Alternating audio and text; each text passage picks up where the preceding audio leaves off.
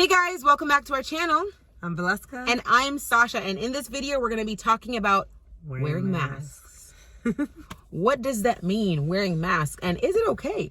I would say that wearing a mask is not being your true self, hiding behind a facade or whatever you want to present to whoever it is you're speaking to. Interesting. Because there's different levels of this, right? So there is the level of wearing a mask as in you're not letting people see the true you or presenting a false version of yourself. And then there's the other aspect of wearing a mask where it's just like different people get a different version of you, and that can be okay as well. So we could start off by looking at it from where you're presenting a false sense of yourself, and then we'll go into the other powerful aspects. Yeah. So I think a false sense of yourself can be sometimes when you're like dating someone, right? Because you want to now put that best foot forward, right? Or you go to a job and it's like at the interview, right? The best foot forward.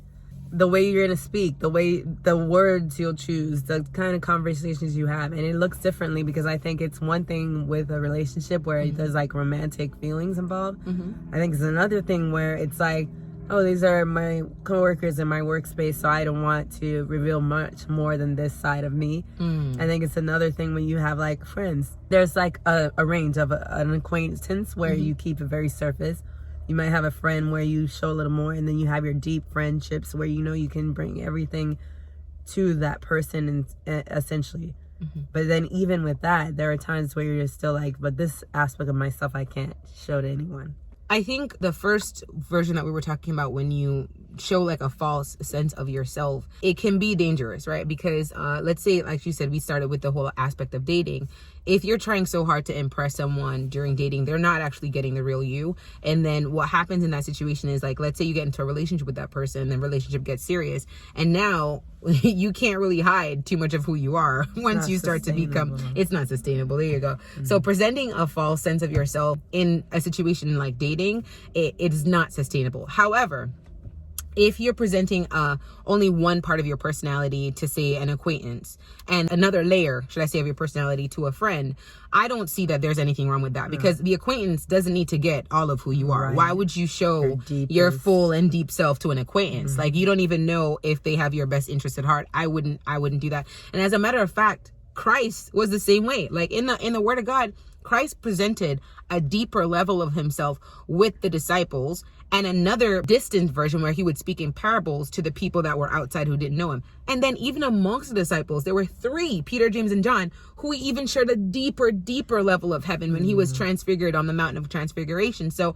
it is perfectly fine to have a mask and only show certain aspects of who you are to specific people. That is fine. It's true, because it's like you're not going to tell your coworker about a difficult aspect in a relationship you have, right?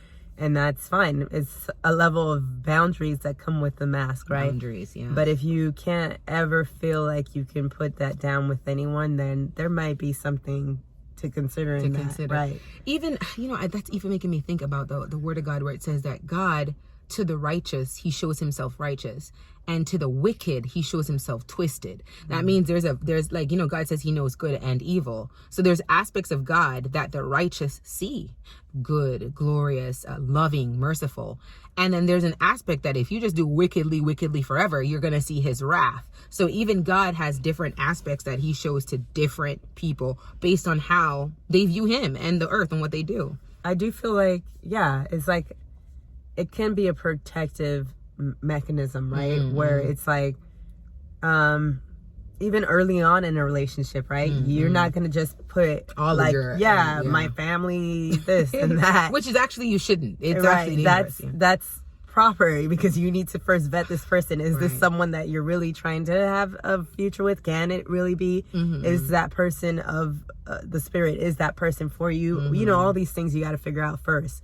But eventually that mask will come down. Absolutely. It should, right? If you really, because if you really love a person, perfect love casts out all fear. So you shouldn't be fearful to show those vulnerable sides to you. But then I even think that there are certain aspects of us that only God knows. I agree.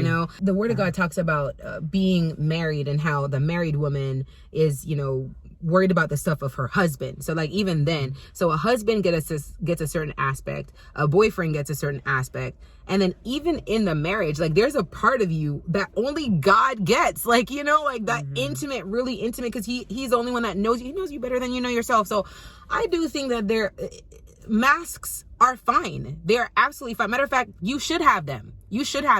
Just that when you're showing a false sense of yourself, that is the aspect that you should never do. Show parts of yourself, but don't show a false aspect of yourself. It's a false one that's unsustainable. It's not sustainable.